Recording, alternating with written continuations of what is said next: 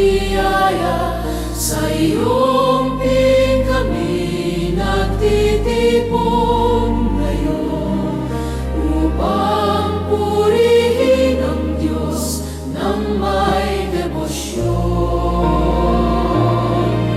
Ilang simbahan at aming gabay, sa landas ni Kristo kami akayin mo habang buhay.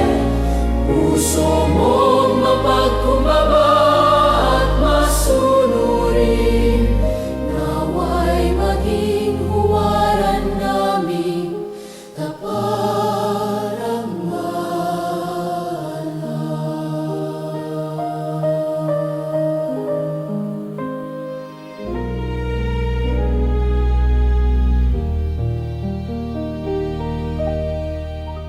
Sa ngala ng Ama, ng Anak at ng Espiritu Santo, Amen. sumainyo ang Panginoon. At sumayo rin. Mga kapatid, sa araw na ito, ating inaalala ang kapistahan ng Mahal na Birhen Maria na nagpakita doon sa bundok ng Carmel.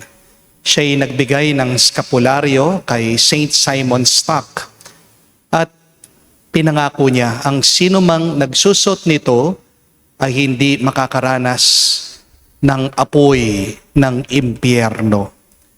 Pag sana nating isipin ng mga skapularyo ay anting-anting, hindi sila mahika. Pero sila ay paalaala ng paggabay, pagmamahal at pag-iingat ng Diyos sa atin. Diba, kapag may nakita kang parcel, nakasulat, please be careful, fragile. Iingatan mo yung parcel na yon. At yan ang paalaala ng skapularyo kapag sinusuot natin. Ito'y tanda ng pag-iingat sa ating mga puso, ating mga kaluluwa. Dahil tayo ay galing sa Diyos at tayo ay pabalik sa Diyos. Sa napakaraming beses na kung saan hindi natin sinundan, pinakinggan ang kagustuhan ng Diyos, sa mga pagkakataon na kung saan hindi din natin ginaya ang halimbawa ng ating mahal na ina na nagpapakumbaba, hilingin natin muli ang awa at pagpapatawad ng Diyos para tayo makitang karapat-dapat makatanggap sa mga banal na misteryo. Inaamin ko sa makapangyarihang Diyos at sa inyo mga kapatid, na lubha akong nagkasala sa isip, sa salita, sa gawa at sa aking pagkukulang. Kaya isinasamo ko sa mahal na Birheng Maria, sa lahat ng mga anghel at mga banal at sa inyo mga kapatid, na ako'y ipanalangin sa Panginoong ating Diyos. kawan tayo ng makapangyarihang Diyos, patawarin tayo sa ating mga kasalanan at patnubayan tayo sa buhay na walang hanggan. Amen. Panginoon, kaawaan mo kami. Panginoon, kaawaan mo kami. Kristo, kaawaan mo kami. Kristo, kaawaan mo kami. Panginoon, kaawaan mo kami. Panginoon, kaawaan mo kami. Manalangin tayo. Ama namin makapangyarihan, loobin mo kami tuwangan ng banal na panalangin ng Mahal na Birhen. Sa tulong nito kami naway pagindapating makasapit sa banal na bundok na si Jesucristo, kasama ng Espiritu Santo, magpa sa walang hanggan. Amen.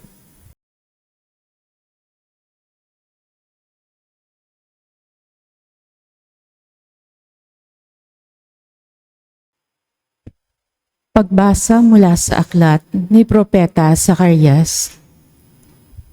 Sinabi ng Panginoon, umawit ka sa kagalakan, bayan ng Sion, pagkat maninirahan na ako sa piling mo. Sa araw na yon, maraming bansa ang sama-samang magpupuri sa Panginoon at pasasakop sa Kanya. Siya'y maninirahan sa gitna ninyo. Sa gayon, malalaman ninyong sinugo ako ng Panginoon. Muli niyang kukupkupin, ituturing na kanyang sarili at itatangi ang Jerusalem. Manahimik sa harapan ng Panginoon ang lahat ng nilalang, pagkat siya'y tumindig mula sa kanyang templo. Ang salita ng Diyos. Salamat sa Diyos. Diyos ay makapangyarihan, banal ang kanyang pangalan. Diyos ay makapangyarihan, banal ang kanyang pangalan. Ang puso ko'y nagpupuri sa Panginoon at nagagalak ang aking espiritu dahil sa Diyos na aking tagapagligtas. Diyos ay makapangyarihan, banal ang kanyang pangalan. Sapagkat nilingap niya ang kanyang abang alipin. At mula ngayon, ako'y tatawaging mapalad ng lahat ng salinlahi.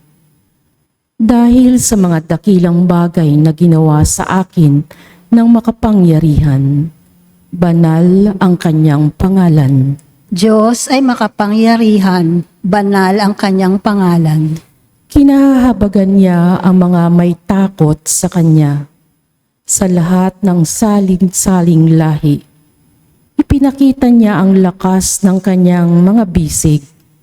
Pinangalat niya ang mga palalo ang isipan. Diyos ay makapangyarihan, banal ang kanyang pangalan. Ibinaksak niya ang mga hari mula sa kanilang trono at itinaas ang mga nasa abang kalagayan. Binusog niya ng mabubuting bagay ang mga nagugutom at pinalayas niyang wala ni anuman ang mayayaman. Diyos ay makapangyarihan, banal ang kanyang pangalan. Tinulungan niya ang kanyang bayang Israel bilang pagtupad sa pangako niya sa ating mga magulang, kay Abraham at sa kanyang lahi magpakailanman. Diyos ay makapangyarihan, banal ang kanyang pangalan.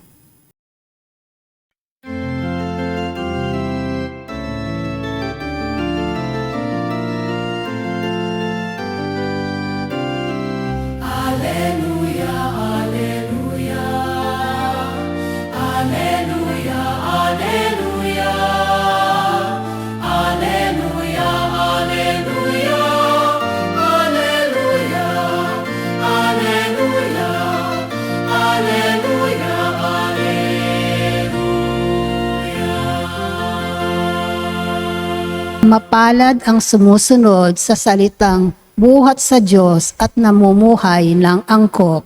Alleluia, alleluia. Sumainyo ang Panginoon. At sumayo rin. Ang mabuting balita ng Panginoon ayon kay San Mateo. Papuri sa iyo, Panginoon. Nung panong yun, samantalang nagsasalita pa si Jesus sa mga tao, dumating ang kanyang ina at mga kapatid. Naghihintay sila sa labas at ibig siyang makausap. May nagsabi sa kanya, nasa labas po ang inyong ina at mga kapatid, at ibig kayong makausap. Ngunit sinabi ni Jesus, sinong aking ina? At sino-sino ang aking mga kapatid? Itinuro niya ang kanyang mga alagad at sinabi, ito ang aking ina at mga kapatid. Sapagkat ang sino mang sumusunod sa kalooban ng aking amang nasa langit, ang siya kong ina at mga kapatid. Mga kapatid, ang mabuting balita ng ating Panginoon. Pinupuri ka namin, Panginoong Heso Kristo. Magandang araw po muli sa inyong lahat. Meron pong isang kwento tungkol sa isang lalaki na lugmok sa kanyang buhay. Nalulungkot siya dahil wala siyang pera. Natanggal po siya sa kanyang trabaho. Baon na baon po siya sa utang. At higit po sa lahat, napakaliit na ng tingin niya sa kanyang sarili. Isang araw, nakaupo daw po itong lalaki sa park. Habang tulala siya, naiisip po niyang tapusin na lang niya ang kanyang buhay. Pero maya-maya, meron pong isang matandang lalaki ang lumapit sa kanya.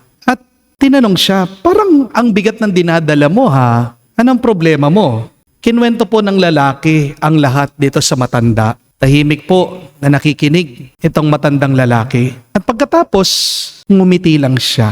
Sabi po ng matanda dito sa lalaki, sabi mo, pera lang ang problema mo, huwag ka mag-alala. May kinuha po yung matanda sa kanyang bag, isa pong checkbook. At sumulat po siya doon sa cheque. Inabot po doon sa lalaki. Ang halaga, 1,000,000 piso. Nagulat po ang lalaki. Sabi po niya, Tay, hindi ko po kayo kakilala. Hindi niyo po ako kakilala. Bakit niyo po ako pinapahiram ng ganito kalaking halaga? Ngumiti lang po ulit yung matandang lalaki. At sabi niya, sige, magpapakilala ako sa iyo. Ako si Mr. Ong ng Ongpin. Mayaman ako. Tandaan mo yan, ha? Kaya wag mong alalahanin yung binibigay ko sa iyo. Basta't ipangako mo lang sa akin, gagamitin mo yan sa tama at paramihin mo. Pagkalipas ng 3 taon, magkita ulit tayo dito sa park. Balik mo na lang sa akin yung 1,000,000. Pero with interest, ha? At umalis po yung matanda. Halos hindi po makatulog yung lalaki. Hawak-hawak po niya yung 1,000,000. Pero natakot po siya, baka masayang na naman yung pera. Kaya alam niya pong kung anong ginawa ng lalaki. Hindi po niya pinapalit yung cheque. Tinago lang po niya doon sa kanyang pitaka. At sa tuwing pinanghihinaan po siya ng loob, binubuksan po niya yung kanyang pitaka, tinitignan niya yung cheque, at sinasabi niya sa kanyang sarili, may 1,000,000 ako, kaya ko to. Sa halip na gamitin po niya yung cheque, nangutang muna po siya ng maliit. Nagnegosyo, nagpuyat, nagtiis, nagtiyaga, paulit-ulit bumabangon.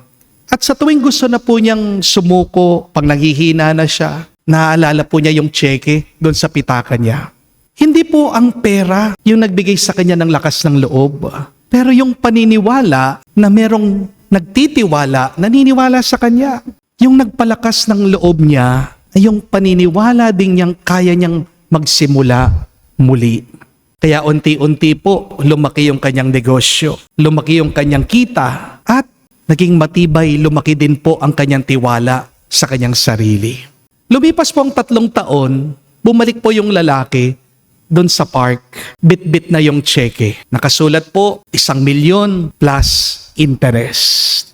Eksaktong-eksakto, paparating po yung matandang lalaki, lumapit sa kanya. At sabi po nitong lalaki sa matanda, Tay, Mr. Ong, maraming salamat po dahil po sa inyo, nagbago ang buhay ko. Inabot po ng lalaki yung cheque sa matanda. Pero nagtataka yung matanda. Sabi niya sa lalaki, sino ka? Nagulat po yung lalaki.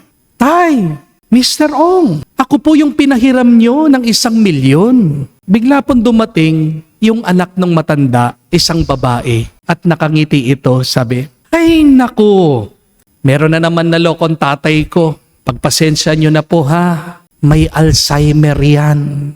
Libangan dati ng tatay ko, nagdadala ng peking checkbook. Gumagawa ng cheque, binibigyan lahat ng tao. Pasensya na ha. At biglang natigilan po yung lalaki. Napaisip siya. Peke pala yung cheque, pero hindi po peke yung lakas ng loob na binigay nito sa kanya. Hindi peke yung pag-asa.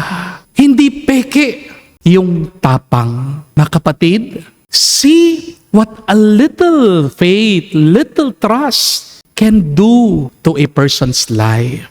Minsan ang nagpapabago sa ating buhay ay hindi naman yung pera, hindi ang kayamanan, hindi pong himala, hindi pong kapangyarihan o ang kasikatan. Ang nakakapagbago sa buhay ng isang tao ay yung pag-asa na merong Diyos na naniniwala pa rin sa atin.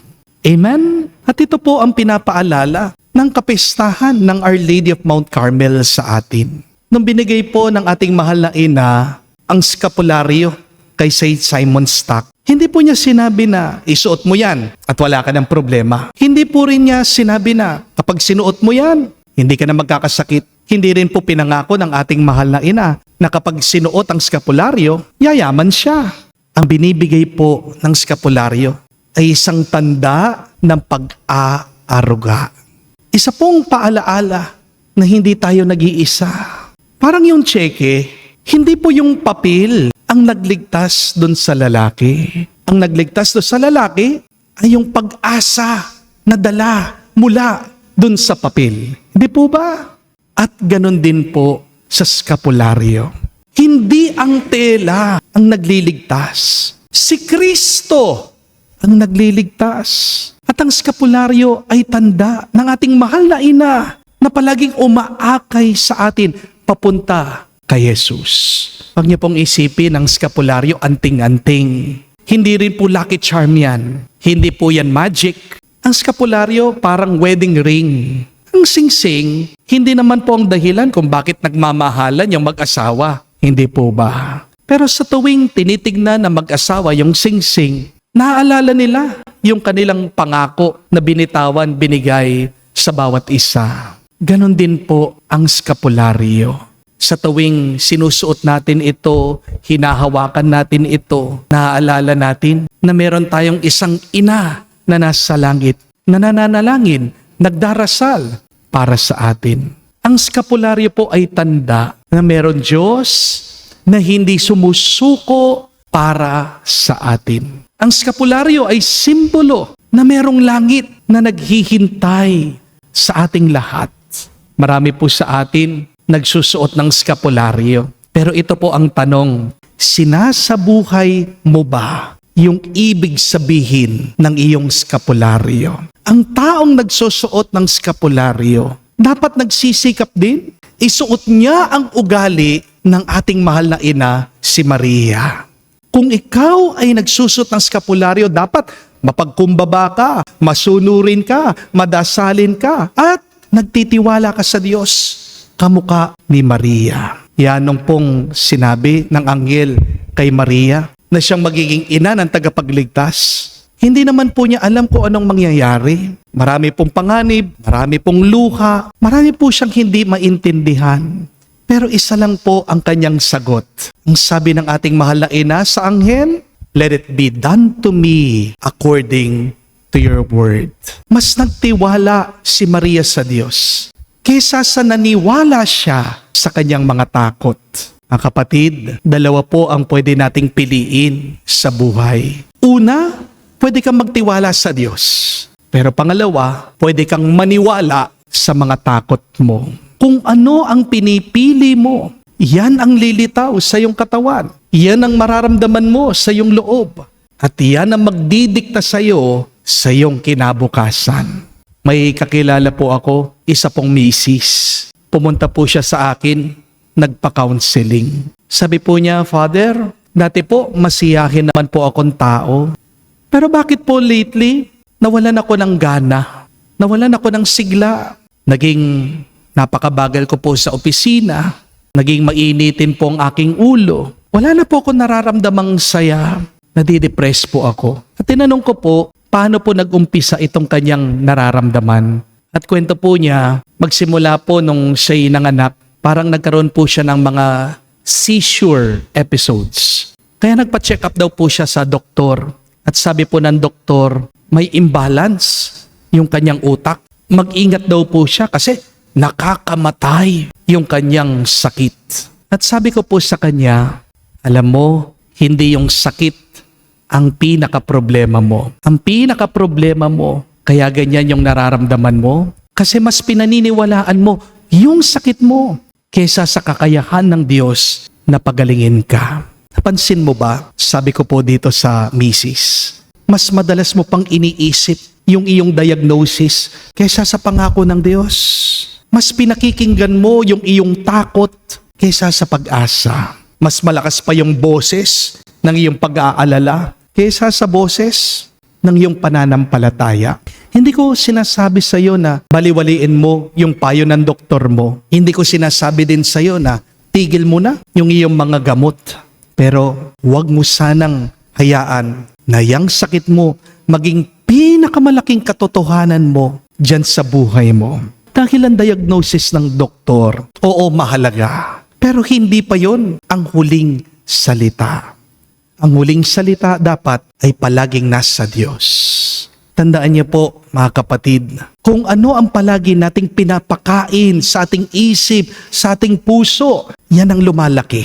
Di po ba? Kaya dapat piliin mo ang manalig kaysa sa matakot. Amen? But remember this, faith will never make our life easy. And yet, faith will always make possible the impossible things in our life. Kaya kung meron kang pananampalataya, hindi naman niya agad aalisin yung mga problema mo eh.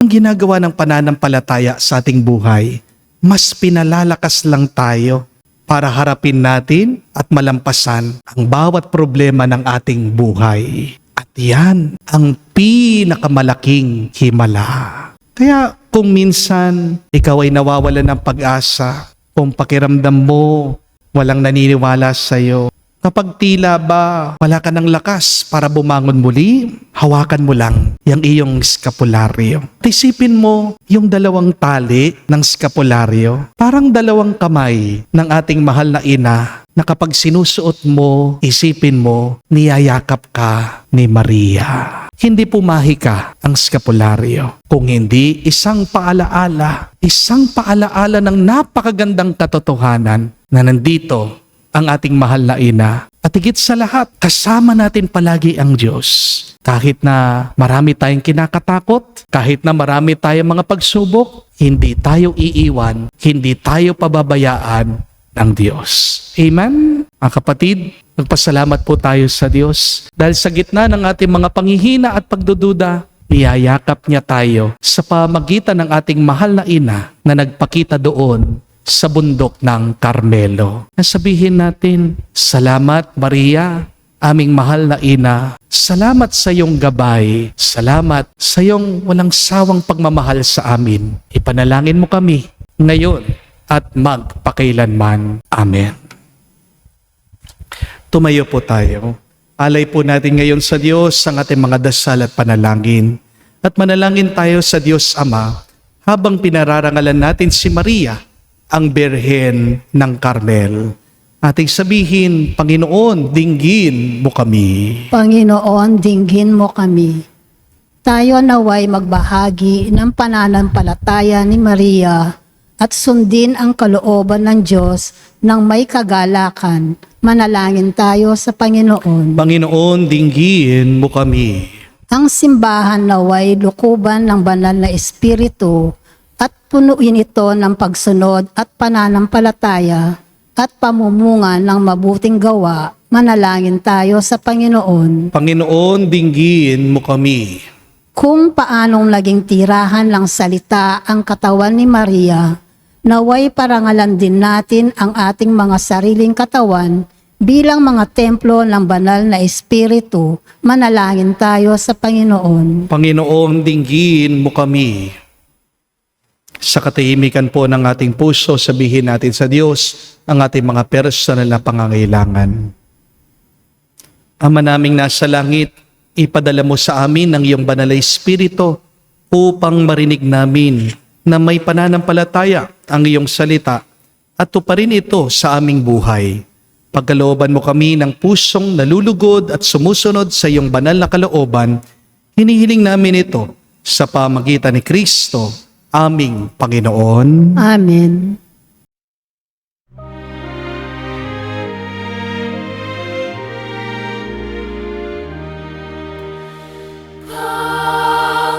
Panginoon, Panginoon,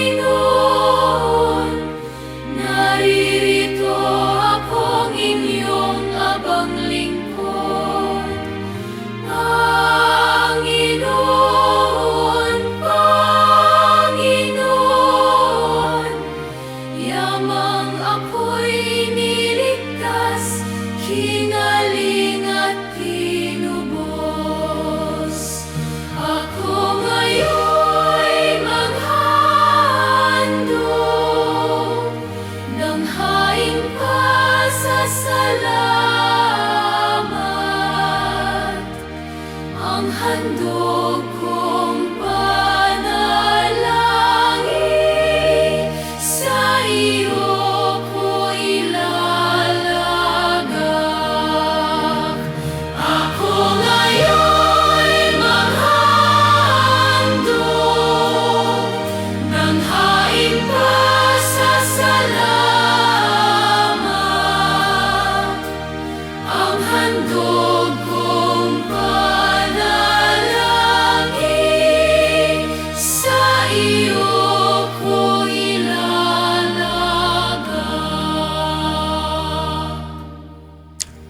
Manalangin kayo mga kapatid para ang ating mga paghahain ay kalugdan ng Diyos amang makapangyarihan.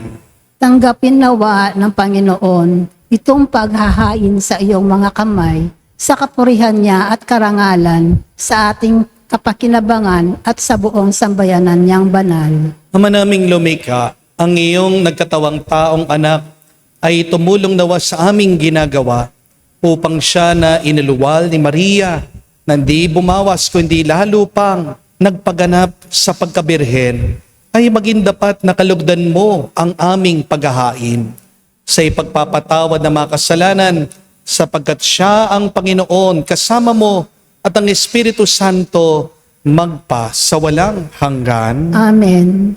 Sumainyo ang Panginoon. At sumaiyo rin. Itaas sa Diyos sa inyong mga puso at isipan. Itinaas na namin sa Panginoon.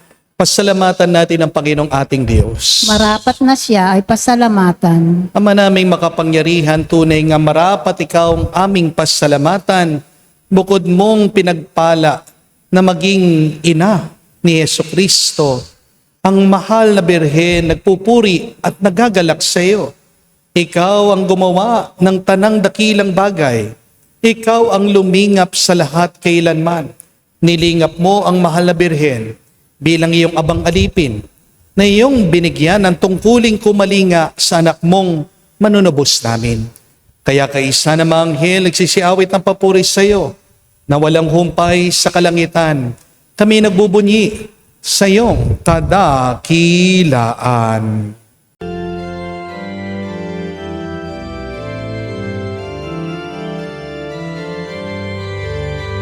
Santo, Santo, Santo, Panginoong Diyos ng mga hukbo, napupuno ang langit at lupa ng kadakilaan mo. Hosana, Hosana, sa kainasan, pinagpalang na paririto sa ngalan ng Panginoon. Hosana, Hosana, sa kainasan. Hosana, Hosana, sa kainasan.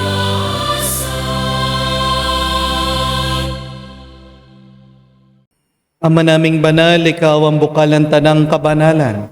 Kaya't sa pamagitan ng iyong Espiritu, gawin mong banal ang mga kaloob na ito upang para sa amin maging katawan at tugo ng aming Panginoong Hesu Kristo. Bago niya pinagtiis ang kusang loob na maging handog, hinawakan niyang tinapay, pinasalamatan kanya, pinaghati-hati niya iyon, inabot sa kanyang malagad at sinabi, tanggapin ninyong lahat ito at kanin. Ito ang aking katawan na ihahandog para sa inyo.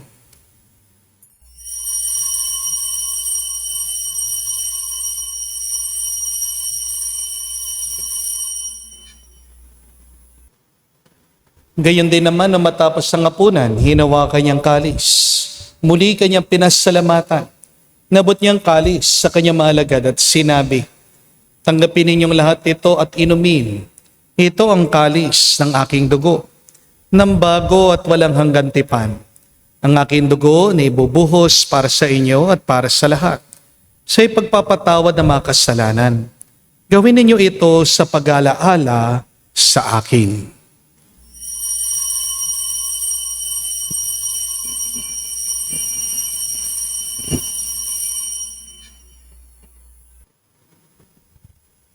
Ang mistero ng pananampalataya.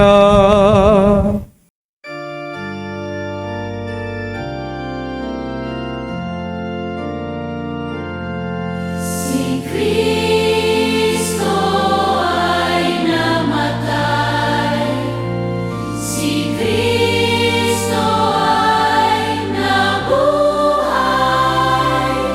si Kristo ay babalik sa wakas.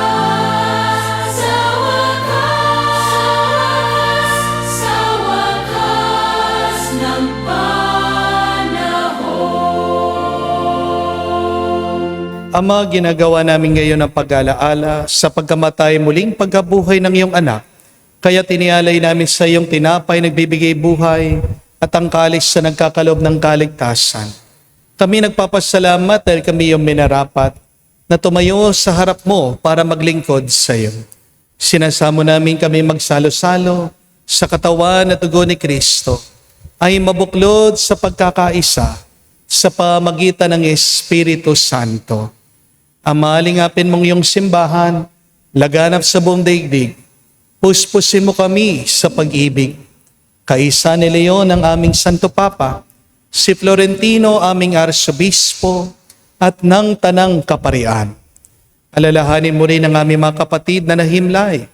May pag-asang sila'y muling mabubuhay. Gayon din naman lahat ng mga pumanaw. Kawan mo't sila't patuloyin sa iyong kaliwanagan. Kawan mo't pagindapatin kaming lahat, makasalo sa iyong buhay na walang wakas. Kaisa na mahal na Birhen Maria, Ina ng Diyos. Kaisa ni San Jose ang kanyang malwalhating esposo. Kaisa na mga apostol, lahat ng mga banal na namuhay dito sa daigdig na kalugod-lugod sa iyo. May pagdiwang nawa namin ang pagpupuri sa kararangal mo sa pamagitan ng iyong anak, aming Panginoong Jesucristo.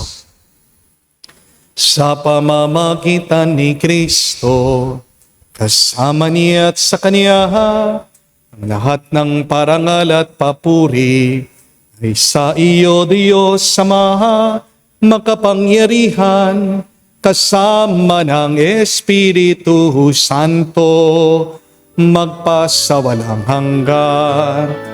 Amen. Amen.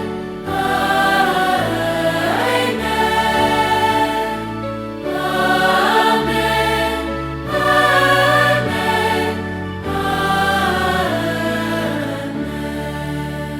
Sa nakagaling na utos sa turo ni Jesus sa Panginoon natin na Diyos, ipahayag natin ng lakas, loob.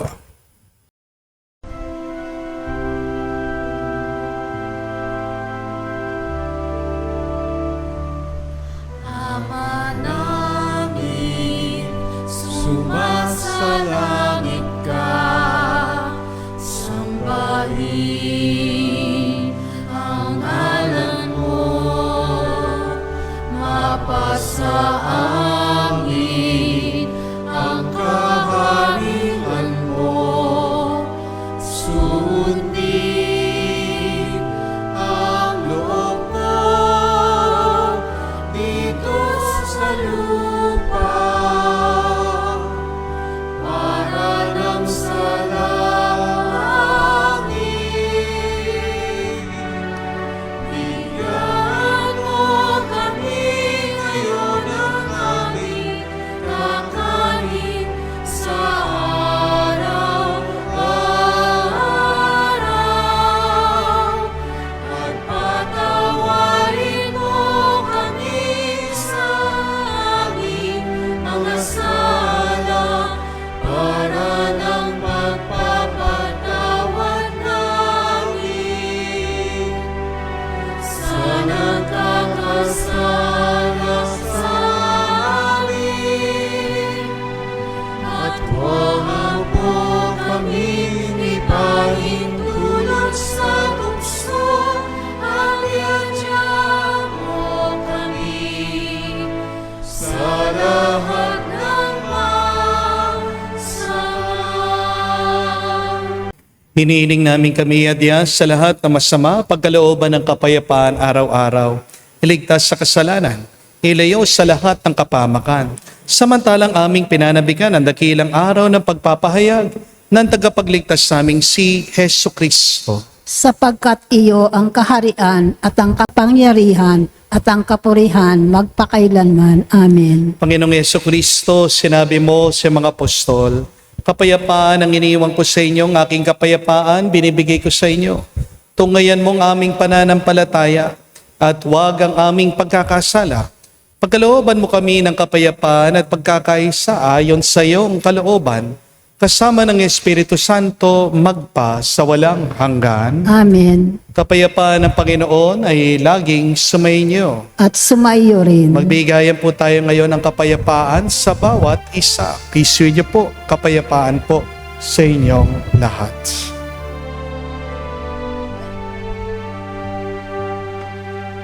Kordero ng Diyos na nag-aalis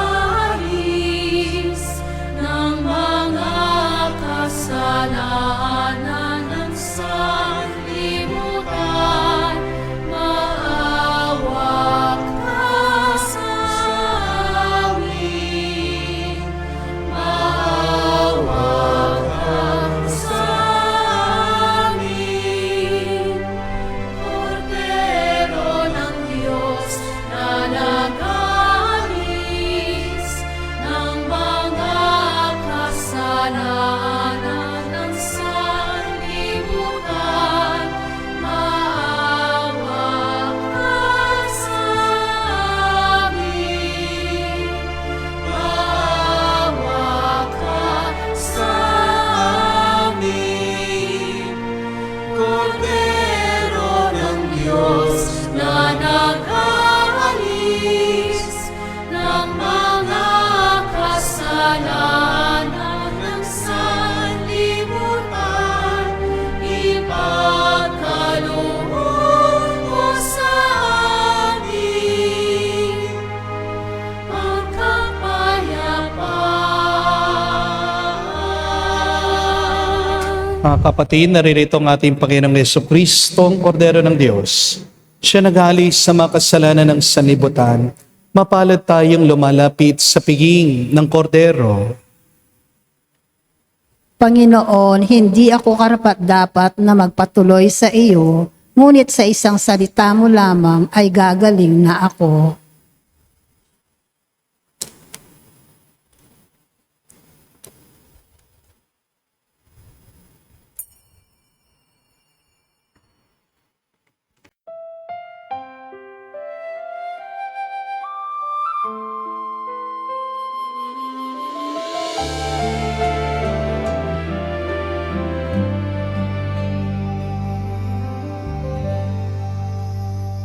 Salamat Maria sa iyong pagtugon, sa Diyos na tumawag sa iyong panahon. Sa iyong dumating si Kristo, tinapay ng buhay para sa mundo. Salamat Maria, aming ina't gabay. Sa iyong halimbawa kami umaalay. Sa pagganggap namin sa anak mong mahal, gabayan mo kami sa landas ng kabanalan.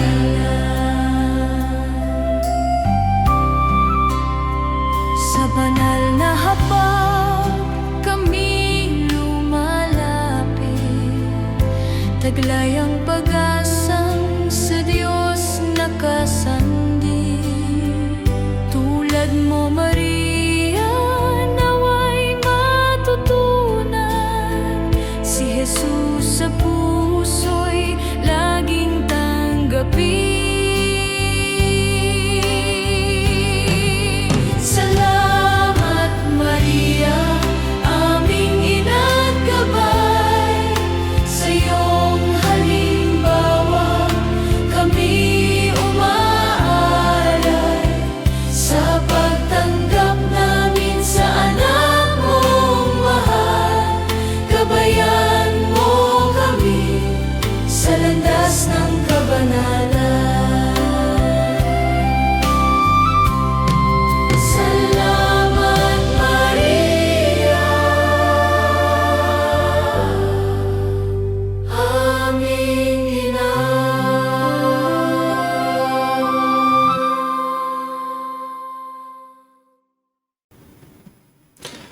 Manalangin tayo. Ama namin mapagmahal, sa pagsasalo namin sa banal na pakikinabang, ang iyong kagandang loob ay aming hinihiling upang ang pagpaparangal namin sa mahal na Birhen Maria at pagtulad namin sa Kanya ay maging dapat ng aming paglingkuran ang pagganap sa kaloob mong kaligtasan. Sa pamagitan ni Jesucristo kasama ng Espiritu Santo, magpa sa walang hanggan. Amen. Hindi ko po alam kung alam niyong ibig sabihin ng salitang Carmel. Napakaganda po ng kahulugan nito. It means garden. Ang Carmel ay hardin. At pansinin niyo pong hardin, kung anong tinatanim mo, yan lang ang tutubo. Hindi po ba? Kaya kung palagi ka nagtatanim ng pagdududa, ng galit, kalungkutan, takot sa iyong buhay, yan ang tutubo. Yan ang aanihin mo. Pero ang Panginoon, ginawa niya ang mundong ito, ang hardin na ito, hindi para taniman mo ng masama. Bibigay ng mabuting binhi ang Diyos sa atin para taniman mo ng kabutihan, ng grasya, ng pagpapakumbaba, ng pagtsatsaga, ng pagpapatawad, ng pag-ibig at pagmamahal. Mga kapatid, naway ang skapularyo, yan ang maging tanda na naniniwala ang Diyos sa iyo na meron pang pwedeng lumabas, tumubo na mabuti. Naway yan ang paalaala na hindi ka nag-iisa. Kasama mo ang mahal na ina at ikaw ay ginawa para sa langit. Kaya po, wala po kayong scapular, maglimos po kayo, naway suot niyo po para maalis yung inyong pangamba, maalis yung inyong lungkot, dahil yan ay parang isang yakap ng isang mahal na ina na hindi ka iniiwan, na palagi kang inaaruga, nilalapit ka sa pinagmumula ng buhay, si Jesus. Palagi mong hawakan ang skapularyong yan, palagi mong tingnan ang skapularyong yan. Yan ay paalaala na meron ka pa ring lakas na tinatanggap gitna ng iyong mga pagsubok at problema. Sumayin niyo ang Panginoon.